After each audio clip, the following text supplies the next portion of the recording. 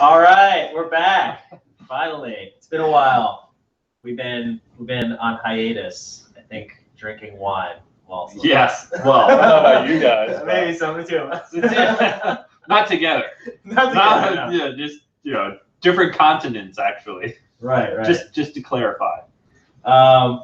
So yeah, Mo made it. He almost did it, mostly because he drives a Chevy, and we'll. That's why he's out of breath. He's not going to talk for a couple minutes because he's still, He actually had to run most of the way here.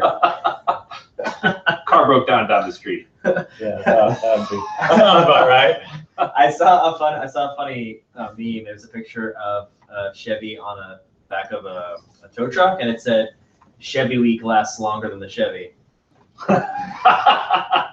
It was pretty funny. Sorry, Mo. But not sorry. Sorry, not sorry. So just Mike, Scott, and Mo here today. We're going to be talking about a few things involving road rules. We're going to talk about like all the ones I broke today getting here. yes, those two. And we're going to talk about additionally Richard Hammond's crash and a few other things related to that, and then some other news items. And finally, close it off with some general news updates. Scott wanted to mention something about one of his project and his engine. If you wanted to shout that out real quick. Yeah, just doing a brief project update for my Mustang, formerly known as Project Nastang because it had a NASCAR engine and it's a Mustang, so it made sense. But unfortunately, I couldn't get the NASCAR motor to work. Not that it doesn't work, it's just it didn't fit with the car. Way too much modification would be required, and I'm not building a tube chassis car, which is pretty much what that needs to go into. So instead, I am going with a illuminator, and I got mine from Power by the Hour Performance in Boynton Beach here in Florida. They're putting it all together for me. It is a 5-liter illuminator with the Stage 3 VMP kit, which means it'll be running E85 and 17 pounds of boost. And part of that also requires a 8-rib pulley conversion over the standard 6-rib. But PBH is providing all of the parts that I need for the swap, which are all of the accessories for the power steering, the alternator, all of the pulleys that would go on serpentine kit for any bolt-in motor. PBH is doing everything, including the cams and the blower. So it'll be basically a turnkey package. And according to VMP, the Boss 302, which that's basically what the illuminator motor is, with their kit will make anywhere from 800 to 1,000 rear wheel horsepower. So it's going to be quite a bit of power, more than the NASCAR motor.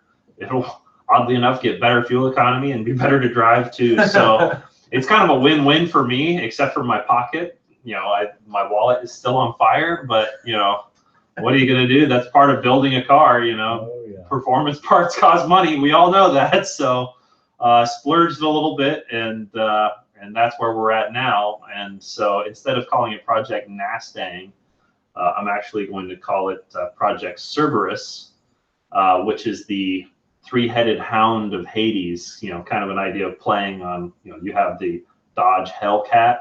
Well, I hate cats. I'm not a cat guy. I like dogs, so I went with the Hell Dog. So I've got Project Cerberus, and I'm going to be cruising around the streets of Florida, chasing after any little kitties I can find. Kick her ass. I want to see that happen. I can't wait for that to happen. It's going to be a lot of fun. By the time it's built, the teenagers are going to have the hell. Yeah, exactly. By the time that my Mustang's actually done, there's going to be like a new version of a Hellcat that's going to be 1,200 horsepower or something, and I'll be really pissed off. But oh well, it won't be relevant at all anymore. But that's the name of the project. So pretty excited. Yeah. I think it was a twist that it was cool that you're going to do an NASCAR engine, but it's also really complicated. And yeah, I mean, I think this is going to be just as awesome. For sure. And in terms of power, it's going to be awesome. Yeah. With how much boost I'm going to be running, it's going to scream like crazy. Like the supercharger line is going to be insane. So it's going to be a ton of fun. And the car is actually going in just a couple of weeks to a new shop. Same builder, Telly Violetta is still doing the build, the build of the car, but now he's working with Psycho Shop in Evansville, Wisconsin. They've done a ton of work for some really big builds. They've worked with Ring Brothers. They did like the Mustang Producer, which is a really awesome. It's the orange one that they did for SEMA. I think 2 years ago. So I can't wait. The work out of that shop is just absolutely insane. So definitely check them out. I think they're definitely on the interwebs. I don't know about Facebook or none of that. It is Wisconsin. They're not exactly, ahead of the game when it comes to technologies and stuff, but some absolute top-notch shops up there, like Ring Brothers. They're right around the corner from them. So favorite builder of all time is Ring Brothers. So very excited.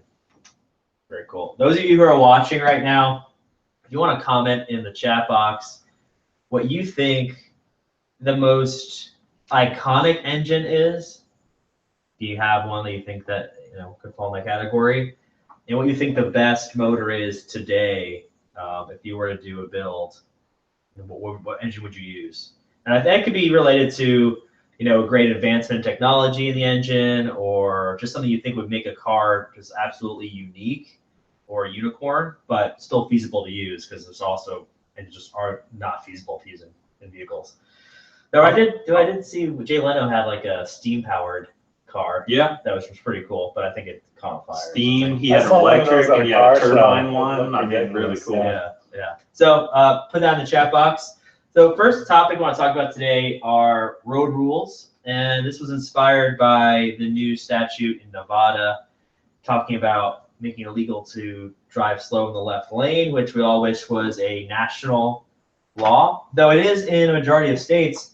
And I was looking it up, and it seems like there is some sort of rule to some degree in about 60% of the states, but it does not seem like it's ever enforced, obviously. Right. But I wonder your thoughts on this, because if I'm in the left lane and I am to overtake a vehicle, some people will flash their brights, some people with their left blinker on, which is what I usually do, but people don't always adhere to the common courtesy of getting out of your way. So, tell me a little bit about your guys' thoughts on that. Well, it's a major challenge to deal with. I think that the reason that these rules have been put in place is not to allow people who want to drive fast. Right. It's for safety. I mean, you have all these situations of people that want to overtake the driver who is slow.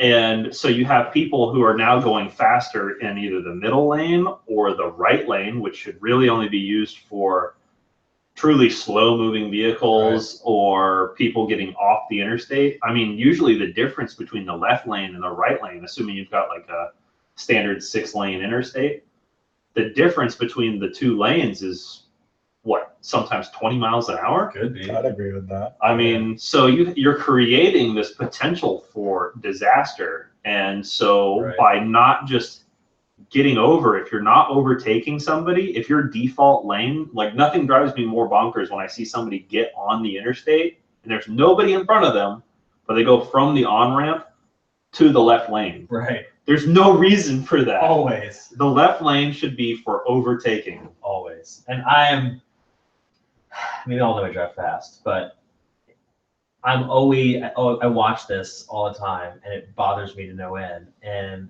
then I sit there behind somebody trying to be a good driver on the road, waiting for them to move, and they never do, and then I have to go in the middle lane and go around them. And it's so frustrating. Then you see somebody come up behind you and go whoop, all the way across back to the middle, all the way to the right, and if you don't look, you're the one who's going to crash into them because they're not making a quick change because no one's moving. Exactly. People weaving through traffic are going to be more likely to create an accident. Right. So if you eliminate the whole weaving through traffic issue by just, having this law, then it solves so many problems. But even here in Florida, I mean, Nevada has done it, but even here in Florida, we have had that as a statute for probably close to 2 years now. Right. I guarantee I still have that problem almost every time I get on the interstate. So I know for a fact that that they're not doing anything about it. And, you know, I don't know why that is. I mean, why aren't the cops capable of doing their job? You know, I'm not to say that they don't do their job, but, you know, why aren't they enforcing things like that? Is it because it's a misdemeanor and they don't give a shit? I don't know. I mean, it's like, it's interesting. And I don't see cops on the road. Well, I do see them around here. Today. Yeah, and it's funny, they'll all be out and then they all won't be out, but you never, like, how do you enforce that without constantly patrolling the highway? And they're not constantly patrolling the highway, otherwise everyone will have tickets because there's so much more speeding. And I don't see them on you won't see any cop or state trooper or anybody for weeks, and all of a sudden there's 3 on the same stretch of the highway. So I don't know what their process is. I would love to know that. If anyone knows, I would love to hear. Basically, they all have routes they take, I'm sure, so they cover an area. I don't know all the details. You can ask my sister. But so I mean, they can't be everywhere. Right. But when they are there, they should. But you pulled up the law. Does it strictly say that it's because in Florida it's a passing lane, right? I pull it up. I had it before. I mean, when I drive slow, there's days I drive slow. I stick in the middle lane. If I pass them, I go back. To be frankly honest with you, most left lanes, they got that slant, so then you have to hold your steering wheel at a slant. So I usually What roads do you drive on? I got great. I think I'm pretty sure that's just a Chevy. These are not. These are actually. His Camaro does lean. My Camaro is like this right now to go straight. So it's not the road. Well, it's just your car leans. That or you're driving on the Haji dunes. I fixed the lean. I put like a spacer on the bottom and a spacer on top. Oh, so it's a ghetto fix. Oh yeah. Feels the same side to side. It's just I think also the steering box is probably broken, so I have to like another Chevy problem. You know, because it got a lot of wiggle side to side. Camaro life. Yeah. Broken, although the steering rack in my Corvette's not in it right now, so yeah, I'm just gonna say that's Chevy life. All the steering components except the steering box itself, so I'm assuming it's broke like a joke. Yeah, if it's stock, it's probably about to break or broken. I mean, again, Chevy problem. Florida law, you must yield, and slower traffic, keep right, and all traffic, yield left lane to traffic approaching from behind. So if you are getting approached behind, you must yield, just as if you were yielding into a round. But I think the problem comes in with people that have, I guess, some sense of pride that they don't want to get out of your way because you're speeding. It's not your place. It's like they're policing you or something. Yeah, it's not your place to police the road. Just move out of the way, and if that person's going to get a ticket later, they'll get a ticket. It's also ignorance too. I mean, there are a lot of people when you think about it, and it's sometimes you like, how could this person not know this? But you'd be astounded. There's so many people in the world, and some people don't know anything. Like the hazards in the rain. Literally anything. Hazards in the rain is another one. That's a big one. And we'll get to that in a second. But they just don't have any clue both about general driving, how they have their license. I don't know. They probably got it somehow, barely passing it, and some people don't even have a license. And then it's unfortunate, but well, I mean, it's because you get a learner's permit, right? So they expect you to learn from whoever is coaching you, which is usually your parent. Yeah. And if you're, as you said, most people don't know anything. Yeah. So if your parent, who drives like a total jackass and sits in the left-hand lane for no freaking reason, then there's a good chance whoever they teach is going to do the same crap. So if they don't, in the test here in the U.S. is a complete joke by comparison to places overseas. I've seen a really good test. I think it was Switzerland or Finland or something. You pretty much have to like do like an autocross course to get your license. Yeah, I'm laughing at. You had to point commented by people you mean Prius drivers. They're saving the environment. You had to point, okay? Yeah, I seriously make every time one pulls out in front of me, I'm like, son of a bitch! Every time. if a Prius driver gets in front of me in the left lane and I have to pass them on the right, I put it in the lowest gear possible. So they can hear me killing the environment. And because it takes you so long to pass them, It's true. they have to listen to or like, I don't know, how long does it take to pass a Prius? This is a math problem. Yeah. Like a Camaro accelerating. Oh, it's slow. It's slow. Can't wait to do it instant swap. It's loud as hell right now, though. Ash, thank you, Ash, for that comment you had to point. It was Ash. Is it Ash? That's really funny. So and it's frustrating, and I'm glad that more states are putting it into effect. But there are all these articles about Nevada doing it, but all these states have already done it, and there's no change from people who live in states who have those laws now. And it's funny. It's also, I think, I don't know if it's a Florida thing because we're in Florida, and it's just because some people in Florida are just Not from Florida. well, that too, and they're also much older typically. Yeah. But if you go to like a state like New York, for instance, people abide by the laws on the highways outside of the city. And the city is a different story, but outside of the city, abide by the laws up there pretty well. I mean, left lane usage and all that. And I'm not sure if it's just policing or if it's just they understand the road versus down here and no one gets it. But it's very frustrating. Well, you got to think about Florida. It's really much of a melting pot. It's like really the dirty South of all America. It's like a third world country. It's getting there. When it comes to driving, We're trying down here. We're really trying. Yeah. Are we? The penis of America is trying. You see Florida man. You seen how Miami's been getting? They've been like Fill the rest. If you follow Florida Man on Twitter, if you don't follow Florida Man on Twitter, you should. Because it is hilarious. Have you seen the video from Miami, like the people not stopping for the bus and the kids almost get hit? Oh like, my God, yeah. It's gone to like third world countries. And Miami's a different story altogether. I was there for 5 years. It was driving there was like, the game, like what's it called, like Galaga, where all the things are coming at you, all the aliens, you're trying to shoot them. Yeah. Them all. It's like that on the road. Like you are just constantly just switching lanes to not get murdered by somebody else. Who is constantly switching lanes, and all the cars on there there's no emissions testing, and they shouldn't even be driving because they're probably pulled out of a junkyard, and they're just all like flying on the streets this way on the highways, and the highways are curving like this, and the lanes are about this wide. So it's like being a third world country in most places down there. I mean, as a car guy, I hate the idea of doing emissions testing because any performance car I ever owned has never had cats. But I mean, at the same time, I don't drive my Corvette every day. If it even works most of the time. Like over the past year, it's only worked like maybe 3 weeks. Maybe.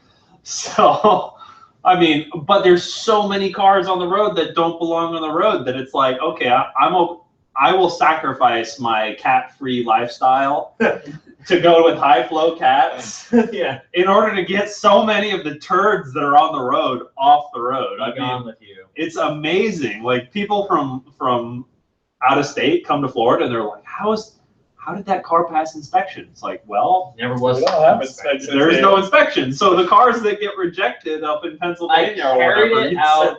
I went to a junkyard, and it was one of those days where you could just whatever you could carry out, you could take for free.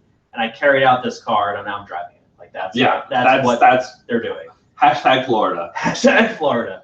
So I had some responses on the motor question. Nate says most iconic engine, not saying the best, would be between the 2JZ or the LS motor. I knew somebody was going to say exactly that. I knew it. Because everybody does that. And then Ash says, I would say LS, but only with an air filter made of Anthony's socks. I don't know why I would put Anthony's socks on an air filter. It's an inside joke. I'm guessing that's an inside joke for Anthony. They must breathe very well. I hope Anthony's on there. Or maybe Anthony doesn't wear socks. I don't know. Well, that's a good question. And College Lex says the 409 because they made a song about it. That's true. I mean, that would be an iconic. And the flathead Ford. Yeah, the flathead Ford is iconic, but it doesn't make any power.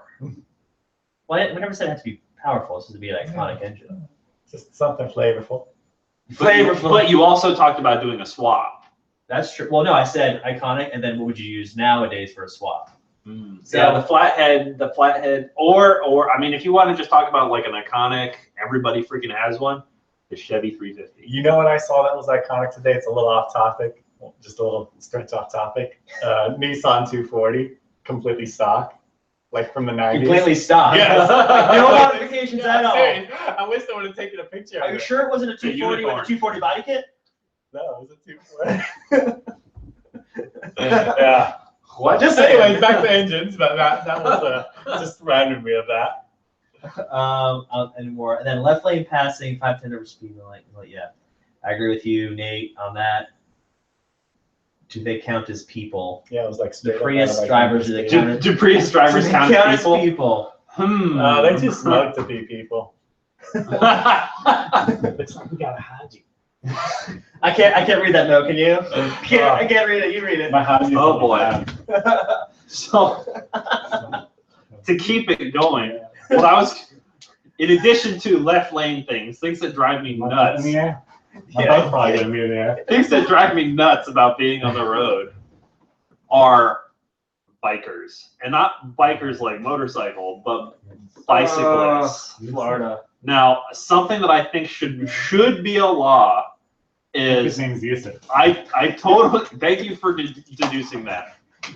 I totally agree that we should share the lane. Like shit, people on bicycles have just as much right to be on the road as I do, but not at 7:30 in the morning when I can't get around them and I have to get to work and they're just doing their bullshit hobby. Like, that's fucking retarded. Yeah, why can't I do my hobby of street racing on the street? Like, if you're impeding the flow of traffic for people that need to do something other than a bullshit hobby, okay, so every you now should and not be allowed to share the road. Exactly. I want to just spit my scotch out. So every now and then I ride my teeny tiny bicicleta to go to Publix. Bicicleta. And I go to Publix, I get my groceries, and I put them on my basket? Oh, you don't have a basket. I go. One time I was He like, knows no, about I'm gonna meet you at your house. I get to his house. He goes, I see him riding his bike out. I'm like, where are you going? I'm going to Publix. So I'm like, Mo, what the fuck? So then I go to I Publix. was I'm like like, halfway there. wait there. I'm like, listen, I'm gonna give you a head start. I was in Shelby. I'm like, you ride as fast as you possibly can. I'm gonna give you like, what did I give you, like a few minutes? Like, Yeah, it's like 0.6 miles. Maybe like 2 or 3 minutes. I gave you 2 or 3 minutes, and I was like, I was like, no. But it kind of reminded me of that time I raced you in the GTR. But Yeah. I gave you a head start there But, too. yeah, I it's not agree. the same. you know, One Mo power versus however much Camaro If I power. ride my equals, bike, I'm not sure. I stay on the That's the same. sidewalk. And if there's no sidewalk there, I don't go there. Because not only do I not trust most drivers, I don't want to die riding a bicycle. Yeah. That's lame. yeah, it's the worst way to die. Ride a bicycle. I mean, A, you're going to get smashed and run over. And B, you're going to die wearing a really stupid outfit. Yeah. You're gonna be crushing your balls for the entire day. Let's be honest. The bicycle will literally Go run up your up ass. inside of you. And they will have to remove. You will be one with your bicycle Yeah, forever. if you survive, yeah. If you survive. Death by bicycle. The car didn't kill him. Yeah. That seat sure did. I hate that shit, because especially on country roads, which you kind of Well, live off of, you know what's you interesting? probably have to go on the completely other lane. Yeah, you have to Oh, go. my You have to God. go way around them. If I you go mean, around a corner where, like, on a bend like that, and someone's in the street, and you're not gonna miss them. You're Yeah. gonna slam right through those people. I mean, I got stuck, literally stuck behind one because I was towing my car. So the trailer, car hauler, is considerably wider than it takes up the whole road, especially on like a back road, 2-lane road. Yeah, you don't get It much takes wiggle up room. the whole road. And if traffic's coming in your direction and you can't go around, then you just get to sit there and wait for them. To Well- enjoy their hobby. What I think is interesting about that is in other countries, of course, and I've been to Thailand and I haven't been to China, but I've seen photos of a lot of those countries where there are bikes everywhere in traffic. And traffic's crazy too. I mean, No, but traffic's moving totally slower. different dynamic. This dynamic, like our cities, our country is not that way. And then you go, well, bicyclists want to be able to go wherever they want to go. Let's just add them in the street. And in Florida, you see the bike lanes, which if you watch people drive in lanes down here, you would never want to trust the lane line to determine if you're not going to die or not. But I just think it's ridiculous because there are so many sidewalks. That's where they should be. Like, you shouldn't have to worry about, is this person also, when you come to the turning lane, and there's like a dotted line, they're going to come straight across a bunch of cars. I think it's dangerous for not only them, but for us. And for a driver, it's your fault all the time, whether it could be their fault or not. And I've been driving by bicyclists where they're going, and then they're like, and also they're like, whoa! And I'm like, no, like, this is not happening. Like, yeah. Yeah, I've honked at people on their bikes before to make sure that they pay attention. And then they get mad at you usually, but exactly. I'm not getting a manslaughter charge because you can't like sit on a bicycle properly and fall in the street. Like, that's not happening for me. So I think, anything else on that topic? I saw a funny meme that said, "I've lost all faith in humanity. I look both ways on one-way street." Yes, I saw that too. I was dying when I saw that. That's like perfect for this situation. Exactly. It's true though. I mean, you have to in a lot of cases, and I've seen it here in Florida because all people don't know, and like by the mall, I see people turn completely down the wrong way, driving up, and they're like, "Oh God, my God!" There's like 3 lanes of traffic coming at them, and there are one person already. I'm surprised that there hasn't been a big accident because we just got our first diverging diamond, which is a total like construction has just been bonkers for that for how long? A year and a half. So did you see the video simulation on how you're supposed to use it? Yeah. Funnily enough, because the cars are actually based off real cars, you can tell, oh, that's a Porsche, that's a Toyota. Like, you can tell the car's graphics of these videos of, oh, you turn this way. Yeah. So, funnily enough, they accurately portrayed Florida drivers because this guy was coming off the off ramp, and as he's coming off the off ramp, he's going in the other lane that's not his. So this is on the screen. You can see the diverging diamond. It's meant to keep traffic flow up because it puts the lanes of traffic on the side of the on ramp to both south and northbound highway. For me, it was easy to use, and I think you just follow the lines and you follow traffic, and it's no problem. And the flow, honestly, has been tremendously better. Yeah. And it's also really wide, so it helps. But it's just, I know people were concerned that they were going the wrong direction because people can't go the right direction on normal roads that have been around since like thousands of years. So I mean, I used the diverging diamond for the first time today, and just out of habit, I wanted to go all the way across the median, and I was like, oh, wait a second. Oh, whoops. Yeah, once you get used to it, it's actually pretty easy, but it definitely, you can tell why people would get confused and why they can't. This is what it looked like before. Regular. Right, and this looks like after. So it's interesting for sure. I mean, but yeah, it's what it is. Traffic seems to be better, which is all that really matters. Right. Because traffic in that area was terrible. So hey, if the diverging diamond works, then great. But I'm amazed that there hasn't been an accident because the fact that you do literally go across and then back. So it's kind of this weird, whatever shape. But signs and lines. And someone asked, wait, what the F is this? It's the new highway interchange on University Parkway in I-75. In Sarasota, Florida. Bradenton. It's on the line between Manatee County and Sarasota County. It just opened up as of a week or so ago. Yeah, maybe 2 or 3 weeks. It's been in progress for a long time. I think the only other one in our state's in Jacksonville, I believe. If there is one, I think there's one up there. I'm not sure. But it's the only one that I've ever been on, but it's working pretty well for me. So keeping on the topic of road rules, speed limits is our next topic. And I know Scott was in Montana, and he wants to tell you about that. I've driven in Texas, and I'm comparing it to my experience in driving in New York and Florida. I drive pretty fast, which, going back to people who don't know how to drive, I'm always like, why is the speed limit so low? Like, this is ridiculous. And then I'm thinking about everyone else on the road who can't drive, and I'm like, maybe that's why. But you see countries, on highways, the Autobahn, people can responsibly get out of the way and drive normal speeds, and let people drive regular speeds and be fine.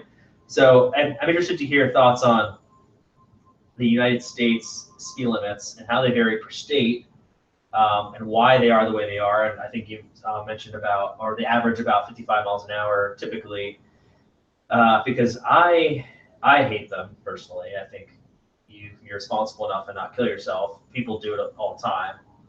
And I think in Montana, it's a good reference point to that. So anyway. Well, like Mike said, I was just in Montana last week. Beautiful state. I mean, awesome place. But I think my favorite thing about it were the speed limits. The interstate was 80 miles an hour, which honestly is not that crazy, but like 80 miles an hour is still faster than most places I've been. But the interesting part were the back roads, the highways, kind of like the 2-lane country roads that aren't perfectly straight. The speed limit was still 70 miles an hour. I mean, it was kind of like one of those, it was more of a go 70 at your own risk signs. I mean, there were places that I couldn't, I naturally I got out there and I just set the cruise control. And there were some corners that came up on me. I had to slam on my brakes because 70 miles an hour speed limit was 70. So naturally I was going like 80. Right. And always. So I mean, there was a couple times it was pretty scary, and I liked that idea because this is the maximum speed that we want you to go in this area based on whatever kind of obstacle could pop in front of you, right? Which in Montana is pretty much like elk, right? Like they don't want you to hit an elk because that would really be a shitty day. But you're getting hurt more. Other than that, you just have to pay attention to what the hell you're doing. Like you have to pay attention to the road. You can't go 70 miles an hour around these corners. You have to slow down. Right. And normally it's like, oh, the speed limit's 45, so I can set it at 50, 55, 60, whatever, and I never have to hit the brakes for any corners. But Montana was just wild. Like they didn't even have the indicator signs to tell you that there was a turn coming up. It was just the road just went that way. Yeah. So it was kind of wild as far as a place. And the mountain roads, same thing. The mountain roads, like sharp 90-degree turns, 70 miles an hour speed limit. I mean, they say like the suggestion is 30, but that's a yellow sign. As far as I'm concerned, that's like challenge accepted. Every time. Maybe the yellow sign means something different. Yeah. Normal people, the Prius drivers, should go 30. Oh, well, listen, not just Prius drivers, because my Shelby is getting something in the shop, and I've been in a Hyundai Elantra going on 2 weeks now. Literally, Mo could ride his bike faster than this car. Barely trying. His Camaro could beat this car. There are a lot of things that could beat this car. Yeah. I mean, I consistently have it in sport mode, and I'm just on to the floor. There's a sport mode? There's a sport mode. And it doesn't do much, but it does help because it does the crappy computer automated kind of treat the RPMs a little higher, so I don't have to literally get out and kick the car if I need to pass somebody. But I mean, the wheels are, I don't know, bicycle width and about this big. So if you were to go around a corner, it's on roller skates. And trust me, and I know this because I went through around a corner pretty fast, and it was on roller skates, but any other person who wasn't actively engaged in driving, just driving their car normal, who got around a corner at over 45 or 50 would be in the bushes because a car like that, and most, I think, regular cars can't handle a corner like that, especially without a skilled driver. I mean, anybody probably watching this could take a corner in one of these cars fast because you understand the car, I can feel it, and understand taking a line through a corner and whatever, but a normal person would be in the tree or off the cliff or something like that. So it's interesting to think about if we're like, you know what, we don't need someone to tell us how fast we can go, why can't all the speed limits be unlimited or 80 or 70? How many people what would the crash rate be?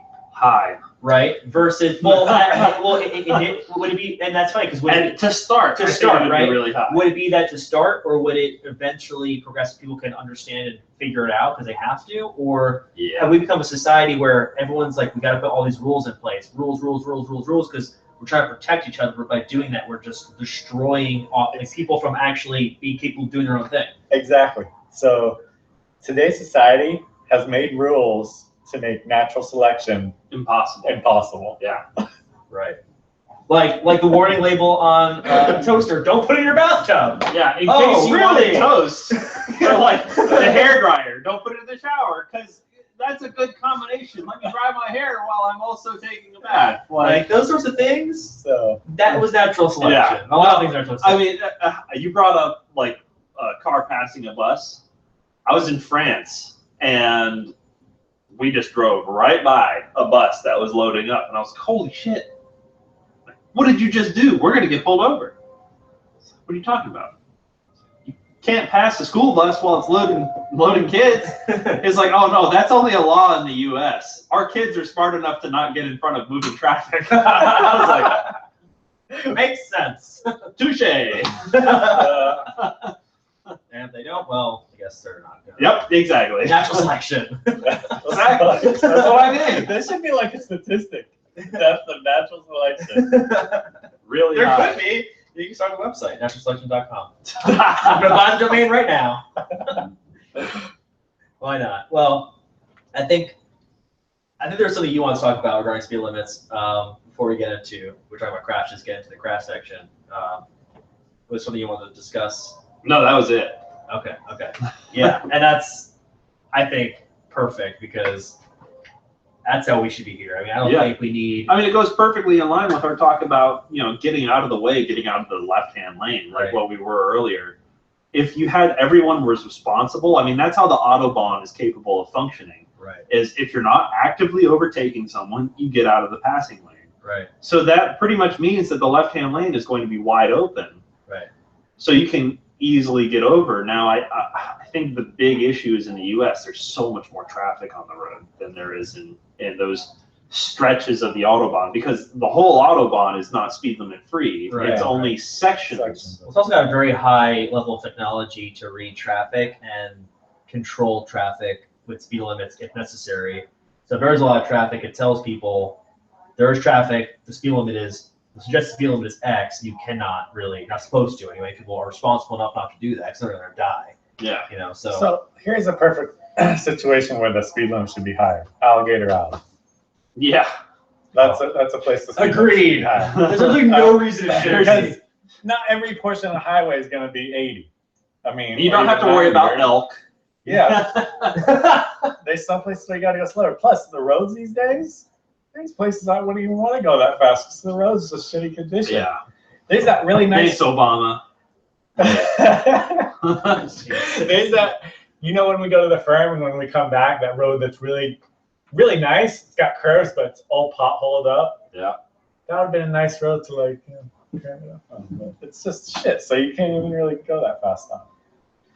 So I guess that could bring us to our next topic, which is crashes, and we're going to talk about a few things related to that. But I have not covered the Monaco trip. I will cover that towards the end, though, which crashes, and that leads us, of course, Richard Hammond's crash. But before that, I want to put this up on the screen because I think it's important we talk about this. If I can find the right screen here, this is the one. There we go. All right. So this came up the other day in the GT350 forum that I'm in because I drive the car, and it looks pretty much exactly like my car, except not destroyed. And it was two kids driving, 25 years old, no seatbelts, of course. Why would you wear seatbelts when going high rates of speed? And they drifted off the median and overcorrected, rolled the car many times. Both of them died because no seatbelts. Again, higher chance you're going to live if you wear a seatbelt. You're driving like an idiot. But again, this is talking about this is even a high performance vehicle, and I know that because I drive the car, and I mean it's very easy to drive. And I've driven a racetrack versus driving it normally.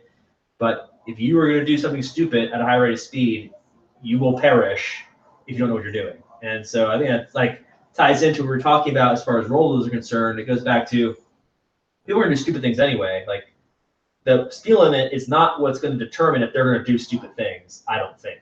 I think it's like it's like a mind control thing versus like you're on the street, but it's not. People are going to determine if they're going to go really fast or really slow on their own.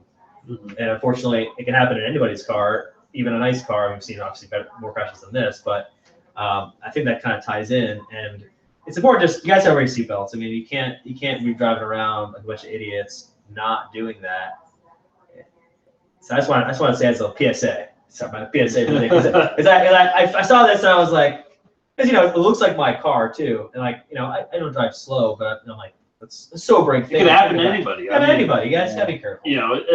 Obviously that happened probably as a result of reckless driving, but you never know when a Prius driver is going to pull out in front of you either, and try to swerve around a Prius driver or a bike. It could be anybody. Like, you never know what's going to happen on the road, and so always, use your head. Well, at least your car value just went up. Yeah, one fewer production. One less car for me. Well, yeah, one less car out there. So the next thing I do want to talk is about Richard Hammond, and I think Scott some points to make on it. But we saw that he crashed. This was the second time he's crashed severely, and I think it's like the third. Third maybe. Yeah, I think it's the third. There's something that he crashed on. Anyway, like a motorcycle. Everyone knows the one that he died. Whew, knock on wood. The one where he got into a really bad crash in a dragster is what I meant to say. It's like that was for the old child support. He died. You ever seen that? The guy says he's so good at going off topic. I know. The guy said that he can't pay his child support because he died, but he was clearly alive. It'd be funny if you. I don't get it. I don't get you, Mo. We're trying to get you, but we can't get you. So Hammond, the smallest man on top. On top here. I'm the Grand Tour now. Grand Tour. If I relate to anyone, it's him on that show. No, I like him, but no, I don't think so because he has good taste in cars. He likes Mustangs. He likes muscle. The other ones are all he likes Mustangs. He likes Mustangs. And then so I wanted to discuss, his accident, which was crazy. I mean, it's an electric car. I saw the footage. I'm actually going to try and pull that up. And he went flying right off. He just got out before it exploded. And I think you want to talk about, doesn't matter how skilled you are, things can happen. Things can happen, especially in a fast car. Right? Is that the electric car that set the record for an electric car at the Nürburgring? I think that was the other. I don't trust electric cars. I mean, either way, everyone knows electric cars are getting faster and faster. I mean, they're insanely quick. And where he was driving, I mean, probably everyone saw the video, and if you didn't, it's pretty obvious what happened. He, basically went way too fast into a corner, and it just shot right off the edge. I mean, there was nowhere for him to go. There was no way that he was going to make it around the corner. Just going way too fast. I mean, and that's exactly what an electric car is going to do. It's going to go way too fast. Right. Or any hyper car, if you want to call it that. So it doesn't matter how skilled you are as a driver. I mean, Richard Hammond is probably, one of the best drivers out there, especially on TV. Right. And you hit the gas just a little bit in that car, and you're going to be going triple-digit speeds. Right. Do you think the fact that electric cars don't make all the noise a normal car probably threw him off? I don't know his experience with driving electric cars. So. I don't think so, honestly. I mean, just my own personal experience. It's weird to drive a fast electric car, so I don't. I do think it's interesting because when I'm driving my Cadillac or if I'm driving this rental, right, versus I'm driving my Shelby, if I'm going the same speed, let's say 50 miles an hour, or going up to 50, I'll be like, I will know I'm going that speed in the Shelby, even though you don't feel the road as much, but I know because of the sound to the engine, like I can hear it, it's loud, I know I'm going fast, putting power into it. I'll put the pedal down on, the Elantra, let's say, and I will be paying attention and I'm like, oh, I'm going 60, right? Because you don't hear anything. It's like you don't expect it. I mean, I see where you're coming from. Like you don't hear it going, so all of a sudden you're just going fast. And if you're looking at the road versus looking down at your speedometer, you're gonna be saying, well, I don't hear anything. I think I'm going slower than I am. But you have to be able to feel the car. I think it's not just the noise, but a combination of multiple things that define what an electric car is. How does an electric car slow itself down when it's like brakes? Not brakes. No engine braking though. Like an engine brake. How does that work? I'm not too familiar with it, so I'm gonna play. It works in the exact. Does it kind of slow itself down with like how transmission would? No, it's so. It's kind of like engine braking in a car in terms of having the resistance. Yeah. But they turn that resistance into power, right? Electricity to kind of recharge like the battery. that. Yeah, I mean it basically is almost like if you think of each wheel being like a wind turbine. Yeah. I mean that's kind of like you're turning kinetic energy into potential energy. But no, with the electric car, in terms of the sensations, it doesn't make any noise, or at least it makes a lot less noise. Right. And plenty more road noise. More importantly, it's the shifting, if I had to guess. Electric cars are 1 or 2 speeds usually. Right. I mean, so if you've got, 1, 2, or even 3 speeds and you're in 1 gear for 100 miles an hour, then I could see how if you just stomp on it and you're just trying to go real fast. And that's what I was kind of getting at, the transmission brake not holding, because I lost that at the firm, very similar to that, because I was in third when I should have been in second. Was that it? Not that, the most recent time, but the time before that with Grant, that was it. Which time are you crashing at the firm? The first, second, third, fourth? There's been 3 times. Only 3? Yeah. Crash is such a strong word. Is it now? Coming off the course. Really defining that rally sport package. Or a spin out, or shortcut. Yeah, as the most recent one was. We don't have to worry about the Mustangs in our group. It's the Camaro. Yeah. Right. Yeah, it's actually really ironic. But I help you guys break that, stereotype. That's true. You're doing a great job. You're doing a hell of a job. You're really helping us out. So the other thing I want to talk about with this crash, which I thought was interesting, and actually someone just asked it. Oh, Robert. How did it catch fire so quickly? Because you typically think, well, car crashes, there's a lot of octane fuel in there. It's going to hit something hot. It's going to catch fire, right? This car does obviously not have fuel in it. It's electric power. It's got batteries. It's got oil probably. I'm assuming, I don't know the makeup of the Rimac. But I would assume in a crash, a battery and an electric motor produce a lot of heat, which is one of the things that like the Tesla had problems with when it was in insanity mode or ludicrous mode, whatever it's called, when you're beating on it, it was overheating because there's just so much heat with a battery and an electric motor. Yeah. That's got to be a cause. But what do you think from your? I'd say heat. I set an RC car on fire before. It's obvious, yeah. I mean not to discredit you guys, but I will use my engineering degree on you. please do. It's actually the battery, and what it's the same exact problem that Tesla had with the fires that they had due to accidents. If something punctures that battery, there will be a fire. They are lithium-ion batteries, and lithium-ion batteries, if you puncture them, they will start a fire. There's no question about it. And that's exactly what happened in their situation. And that's why Tesla, in order to address that, because they were having Teslas running into trees and bursting into flames. Right. They ran over a chunk of concrete and they started they caught on fire. Jeez. This is exactly the same thing that happened. So it's the battery. Something happened with the protective case of the battery that punctured it, which caused it to react with itself and the environment to burst into flames.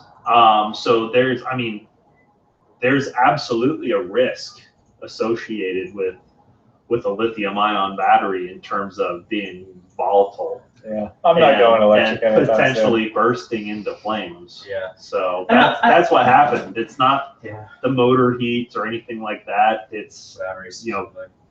Something happened with the sense. monocoque or where the position. Because I don't know where the battery is on that car. Honestly, I know that the Tesla is pretty much the whole underside of the car. The floorboard? You know, so they I don't can know. kill occupants. I'm sure that in a sports car they put it somewhere. That's a big problem, I think. I mean, and we have a long way to go. We're getting there. We have a long way to go as far as really mainstreaming electric cars to be as desirable as gas-powered cars. But that, to me, would be a major deterrent. You know what I mean? Like that. What? I could catch on fire Immediately upon striking literally anything? Yes. A leaf. I drove over it. Now, I will comment just for shits and giggles. We happen to know a guy who owned a GT350 that spontaneously burst into flames on a racetrack. Yeah. So same thing can happen, but that was also a racetrack, and it's not how often do you think cars are bursting into flames. I mean, that happens pretty often, but as often as percentage-wise as the danger of a battery getting punctured. I mean, especially with the entire underside of a car, you can literally that's why you have to run over a curb. Really thick piece of metal. Thick piece of metal. Thick piece of metal. Yeah, GT50 did catch in flames. Well, that was because hit the exhaust manifold. Yeah, the voodoo engine basically vibrated itself to death in the. Right. I don't know if it's not science. It's voodoo magic. Yeah, I don't know if in his car if it was the vibration that spun the oil filter one of the off, oil or if filter there was backed something off. else. There's another Yeah, one. that happened. Oil filter backed off. That didn't cause a fire. I think it was there was another one. I forgot what it was. Some kind of. It was still maybe? oil. I thought it was still oil, and it just You were squirted on a oil racetrack right with on an oil filter coming off and brakes line leaking? Brake line? Two different guys, but Yeah, okay, I was about to say. Ford problems. because It's okay. well, I had both. The Shelby air filter has thread lock, and you have to torque it down to what it specifies on the filter itself with a torque wrench. And if you don't do it all the way and lock it, it will vibrate off. It's a lot more than like the. Just twist it on. All right. Yeah, I think that's on there tight enough. No, you gotta and then of course I think over time anything can vibrate off, but the engine has a lot of vibration, so it feels great. Feels great. Right in my pants region. Right in your pants region. The Super Snake. The Super Snake feels great. What else we got going on?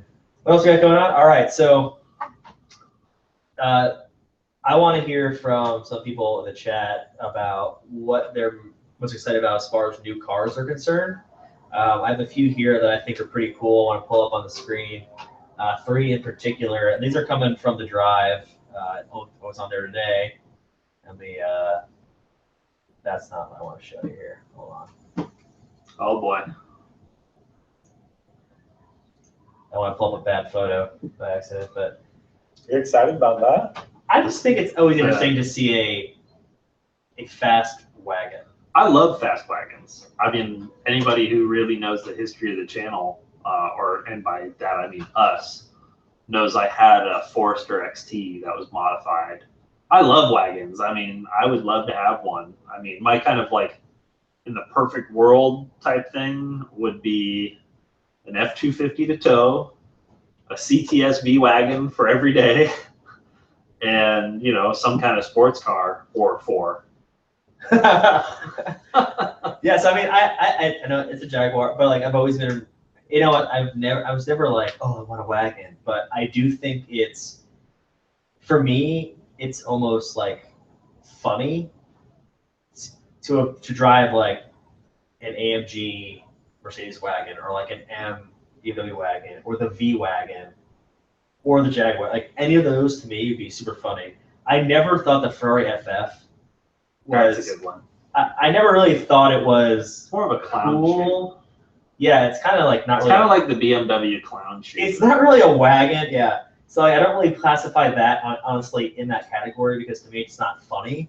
Like the other ones to me, like you're driving a station wagon that can overtake most cars on the Yeah, road. pretty much anything. So I think that's pretty cool. I think my favorite upcoming wagon, I don't know if you can pull it up, but the brand new Panamera Wagon. That is going to be a phenomenally good car for anyone who hasn't seen that one yet. Because, I mean, I personally don't like how the Panamera looks, but the Panamera Wagon, I think, being that it's a wagon, somehow adds a certain level of attractiveness to it. And you could still get that as a turbo model.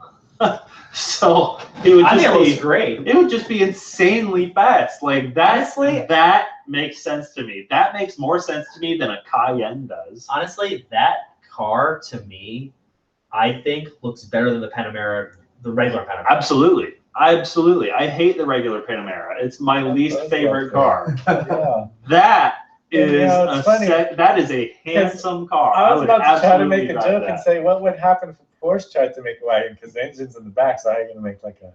So... It's still front engine. Yeah? Yeah. Oh, naturally Porsche's engines are in the back, so... So stay with Porsche.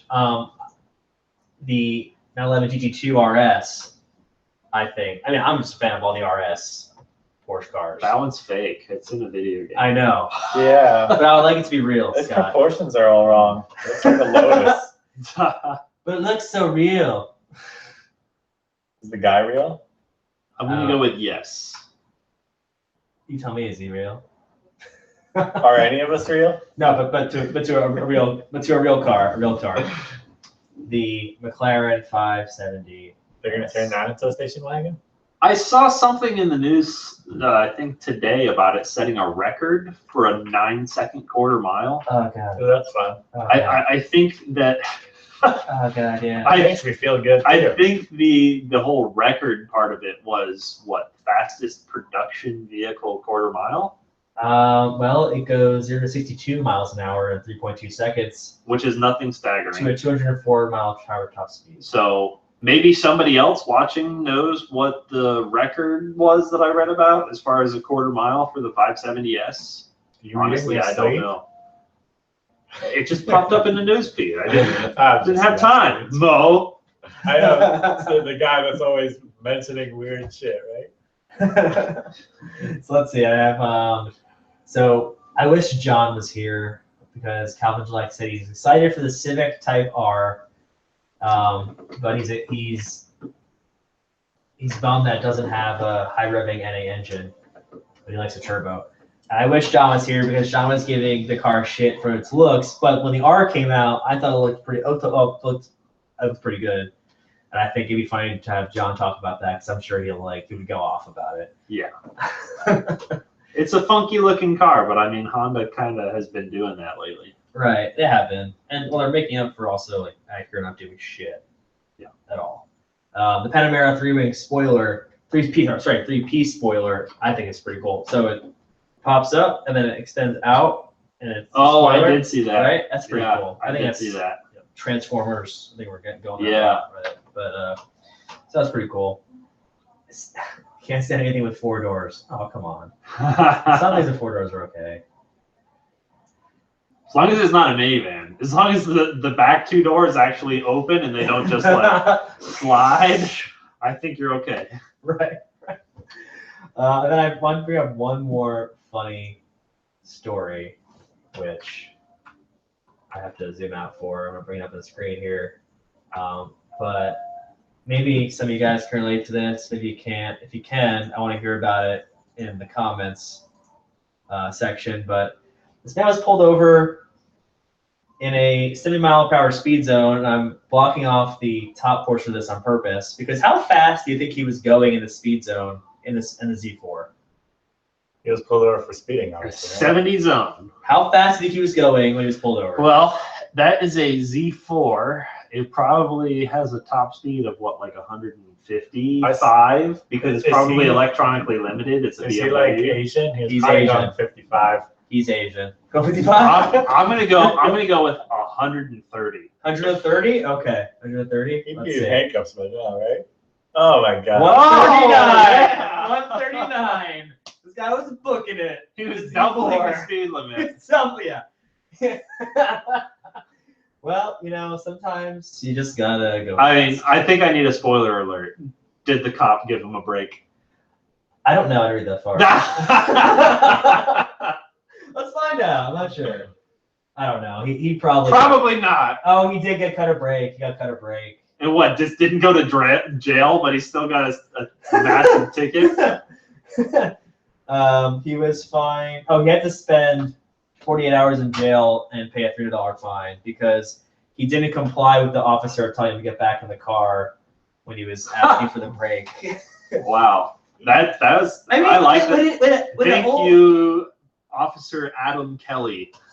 And thank you, Uke. For asking for a break. Give me a break, man. I don't think that he must have asked really nice. Listen, an older Asian man wearing glasses and a fucking vest walks out to you and says, "Listen, I'm sorry, I was going a little fast." I mean, it's not like what could have been an excuse for possibly They pulled Mo over and asked me 130 if I miles an bombs hour in my in car. What are Z4 you is talking hauling about? ass. So I mean, that car was really going the limit of what it was capable of. Right. Yeah. So it's not like he could have been like, I just wanted to see how fast it went. Like, I didn't realize. it's true. It's true. That's hilarious. All right. So I wanted to just cap it off with a few different things here, just with what's going on with us. I appreciate the guys who are in the chat right now and everyone watching. But so Scott, you kind of updated us about your car already. Anything else you need to add on about your project? No, my Corvette is broken still. His Corvette is broken. I've been trying to literally pay him for tires so I could co-drive this car for about 6 months. Probably 6 months. I can't even pay him to fix this car. I got it Because can't be running fixed. barely for our track day. Right. And then on our track day, the crank bolt, or the bolt that goes into the crank that holds on the balancer, the harmonic balancer, somehow came loose and was literally, I could spin it off. I took it off with my finger. I just went boop, and it spun out and I could pull it out. Oh, I saw a picture of it on Facebook. Didn't you just put like Loctite all over it? So I mean, Gorilla glue? Glued it. there's like Elmer's. the threads. This much of the threads actually are in contact, and then there was Loctite that had fallen off and like up here. Yeah. So the guy who did the fix last time, put a gob of some kind of thread locker on it to be like, this will hold it in place, and he didn't even put it on the right spot on the threads. Yeah. So it walked loose. So now I'm doing it myself because I have the time, fortunately. But got an ARP bolt that has to be tightened to, I think, 235 pound-feet of torque, which is just outrageous. That's like you jumping on the bar. Yeah, I mean, I actually have to put the car into 6th gear and get the rear tires on the ground in order to put that much torque on the motor and not just spin it. So, but hey, it's possible, so that's good. It's nothing major. The car will be running soon enough. Of course, now it's summer, so it's either raining every day or it's just too hot. I don't want to be outside. That's true. Talk about the Formula One Grand Prix Monaco last. Before we do that, I know Mo's working on his car, but Mo's also working on, guys. What else am I working on? He's working on these. Oh shit, yeah. Working on vinyls. Yeah, I'm working I don't on know if you those. can see them. I'll bring it closer. Oh, to the I got one camera. in here too. Look. Oh, this is Spectro Racing. See? It's us. See? This is the firm. This is Sebring. It's actually vinyls we owe somebody because we're late. But if you can go online and order whatever you want. Is this one? They're handmade in the USA by Mo. Is this one? Pretty much, we can do whatever you want if you send us, an Template. idea. Stuff, man. Just reach out to us either on Facebook. It's all On made our by email. Mo's labor. Hold up. That seems racist. Let me get the orange one. That's useless. This is a black cone last matter. Either way, Any we color, can do. any color cone live. They all We matter. have the printer. Obviously, it's ours, so we can do whatever we need to. So But if anybody wants vinyls, just reach out to us and we'll send you a quote. Yeah, I mean, our website has some of them. You can just place it through there. If it's something's not on there, just email or Facebook message us. We can always do a custom one. If it's something we can do, we'll do it. But Right. otherwise, I we'll just started tell you, go eBay store. Oh We haven't publicly put it out there yet, but I'll shoot the link over, we'll put it on Facebook so you guys can find it. Cool. Yeah, so you can order on eBay too. It's an easier way. It's gonna be easy. It's easy. And Mo, what's going on with your My cars, yeah. your vehicles?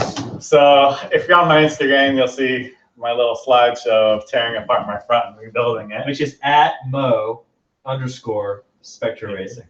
Something like that, yeah.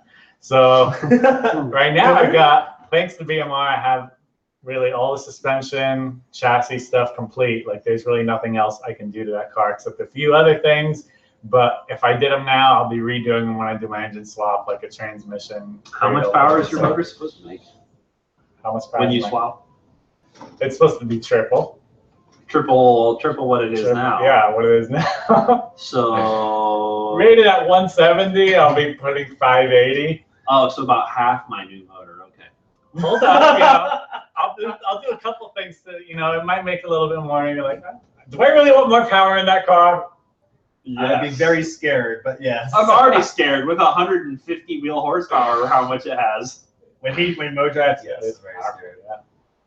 Which will mean I'll have the slowest car. I'll say driving here in the rain, turning off all systems with the caddy, it was like drifting. I mean, I drove legally. Anyways, so redid the whole suspension. The last thing I got was the, what do they call those? Subframe connectors. And for anyone with a 3rd gen, first of all, there's this misconception that if you have T-tops, you're losing structural integrity with those cars. So the truth is, the hard top is just sheet metal anyway. So it doesn't have any like additional tubular. That's how a lot of cars tubular. Tubular. It doesn't have anything like tubular to add strength. So whether you have a T-top, convertible, hard top, get some subframe connectors, because that was like, I'm driving off my driveway and I drive off on an angle, lower cars, don't take it straight. And before it was like creaky, you can hear the T-tops like getting smashed and with the expanding metal. Right now that sound went away. So I haven't track tested it yet with that little difference, but a lot of the the sounds from the 80s 3rd gen get a little quieter after those went in. Sounds from the 80s. So 80s sounds, new album. No, it's New releasing. Sounds of the 80s. Catch it on our store today. Sometimes I listen to like 80s music just to feel like I have a new car. You hear me? Sometimes I listen to 80s music so I feel like I have a new car. That's true. Yeah. Makes sense. Right. But listen to 90s music. So it was 92, so it's like still around late 80s music. But so Camaro is just waiting on an engine, hopefully next year this time, and that will get started. The CTSV is just being a garage queen and sitting on her ass. I haven't even got to do that pushing yet. That wheel hops like crazy. Can't wait to do that pushing. So, yeah, other than that, it's just hurry up and wait. I just think of this every time I think I found a guy. I think of the 80s. So, would you like to cap us off for the night? Ah, yes, a nightcap. A nightcap. Oh, sounds. I drank all of my whiskey twice. Scotch, by the way. And you drank a screwdriver. And a screwdriver. I need a screwdriver. But I didn't get another one because the pulp got in my mustache. This is your nightcap with Michael. So yeah, I went to. Go ahead, scoot closer. I went to. Shit, that was a weird moment. Put out my smoking jacket, my slippers. So I went to Monaco and for the Formula One Grand Prix, which was awesome and wild. What scotch? Someone commented this scotch right here. And so we went for 2 days. We went for the Saturday, which was qualifying and practicing, and the F2 Cup race was that day, as well as I think it was Formula Renault, right? I think, I don't know. There was also you were there. Yeah, I was there, but I was mostly focused on the Formula One. So it was pretty cool. So when you go there, you have the opportunity to either sit in grandstands or find a terrace, a hotel, or a bar. A terrorist? I heard him say terrorist. A terrorist, yes. You kept to find a terrorist? Find a Did you terrace. kill him? A terrace. And like a hotel or a bar, and they serve you food. You view the track. And those are really the best places because between the races, there's not a whole lot going on. You know, you're just standing around. That's true. Car passes you and you have to wait for the Well, next not one. during the races, between the races. Really, it's a few hours between, you know, a practice, you know, the qualifying and an actual race. So we did the La Rascas corner, which, and I'll be posting a video about this, but I mean, it's really awesome. You have the cars coming around the bar and you're just like looking straight down on them and you're really close. I'm seeing if I can pull a picture up while looking at it, but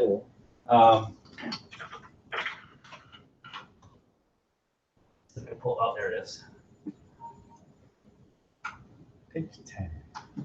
And so that was day one, and so we're looking at the Formula 2 and the practice rounds and qualifying. So I mean, they're flying that terrace right there, not terrorist, right there. You're looking right down on them, and if you go down to the first floor as well. So there's this isn't your point of view. It's from that spot right there. from that bar. That's so literally like 20, Yeah, so 30 even feet closer. from the car. Yeah. Like not like you are literally, you could like give a high five to the guy in the car. Let's see if I can find a photo from inside the Rascas.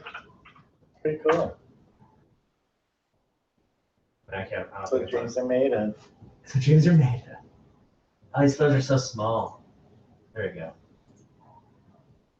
That's where all those people were standing. That's where we were. And there's also, you can How see, loud was it? oh, Like just insane. oh, very loud. Yeah. I mean, it was. They gave everyone earplugs. I didn't wear them, of course, but I mean, it looked like vibrating you, and Yeah. especially the Formula One. I mean, the other cars were loud too, but you know, Sounds obviously, exotic. sounds very exotic. So that was badass. I mean, that I would love to go back. So and then to day two, we were at a hotel called the Miramar, and the Miramar is positioned. Cars come down along the bay on a straight after coming out of the tunnel, and come down along the bay on a straight, and then the back side of it is the hill going up to where the casino de Monte Carlo is. So you have cars going, especially when they get split up, you know, as they start getting more space between them. You have cars passing you on both sides of this skinny hotel. So it's, like I said, it's loud. So both days was really, really cool. I mean, it was an experience, and it's more than just the. I mean, you're in Monaco, which is an iconic place to be for Formula One, and the track itself. I mean, it's what they call the jewel of the annual race tour. And I can see why. I mean, you're in a beautiful place. The track is very, very unique, and it hasn't changed since really the first race. There's no real changes to the track, and it's been there forever. So it's just really cool to be in something like that. Let me see if I can pull up the photo from the Miramar. What do you guys think about that track in Nevada? Track in Nevada. The one that's supposed to be the longest track, Yeah. like longer than Nürburgring. Nürburgring. Looked all flat. It looked all flat. It looks kind of boring to me. Like I don't see how it could be bigger than Yeah. Nürburgring, but So this is, of course, on the marina. This is the grandstands. And then this area right here, this hotel, right over. Oh shit, I gotta do on the screen here. Right over here is where we were the second day. So you see the cars going up here, and you see the cars coming down here, both ways. So that was really cool. Especially have a great perspective in both ways, of course, of beautiful Monte Carlo. So I mean, there's gonna be a video we're posting, but it was also more about the experience. I mean, you have people that are from all over the world. They're here. They love racing. They also love partying. I'll tell you a story. You'll see it in the video, but we were at the Sebastian Vettel won the race for Ferrari. Everyone's going crazy. All those boats in the harbor, they're all full with people, and everyone's blaring the horn. So they're all blaring just boat horns, and then there's champagne. The champagne was everywhere.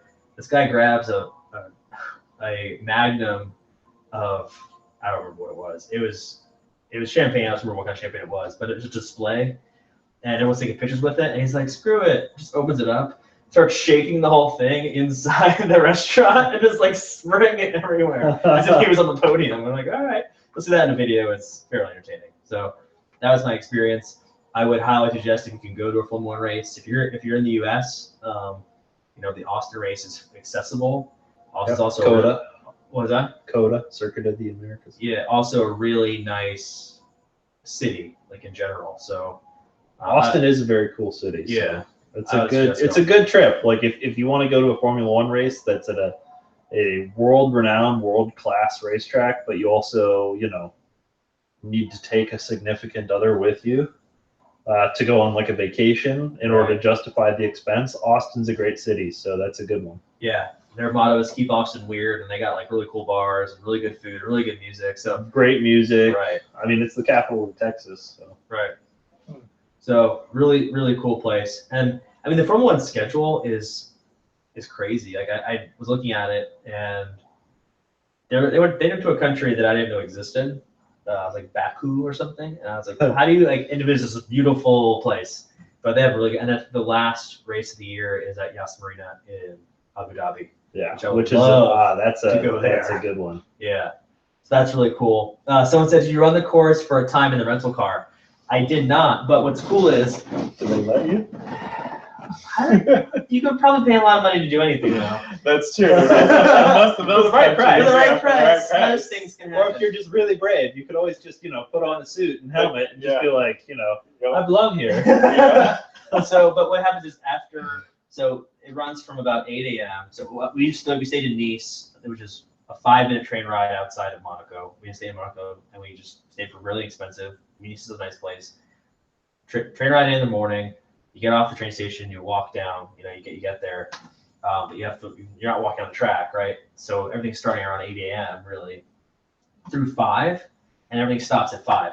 And so from 5 onward, they prep the course, and then Saturday, or I think 5 or 6, they open the course up at 6:30 or 7, and then you can walk it. And so everybody pours out onto the track, you know, the road, and everyone's walking both directions around they walk the entire course.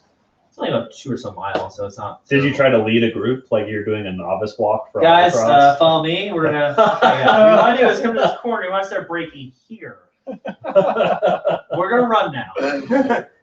Now then we walk all the way up that hill, and then by the time we got to the top of that hill, we're like, let's just go in this hotel and eat something. I'm like walking all the way back. So no, but it was really cool. I mean, walking the course, That's awesome. looking at the corners. You know, I this picture I posted on, I think it was Spectro Racing's Instagram of me by the pole position start box and the finish line. That was really cool. So it's just cool to be able to walk on that. So that's it. But you'll see the video. Make sure you look out for it, and make sure to follow Scott at Scott_Spectro Racing on Instagram. You know he rarely ever posts because he's lazy. Grant is sr.axstang. I think he's been posting. Mo is always posting, usually selfies.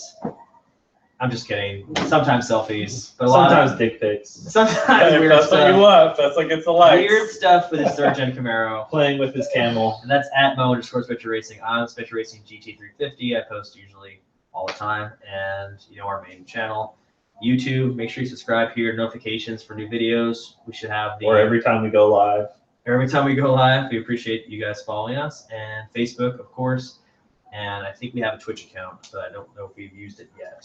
Hell is Twitch. It's a new thing. You'll Don't find worry out, about I've learned so much about social media hanging out with you guys, you youngins. it. Oh boy. Okay. I never had an Instagram, so I'm with you guys. All right, guys. Thanks so much. Appreciate it. We appreciate you coming on here today, and see you next time.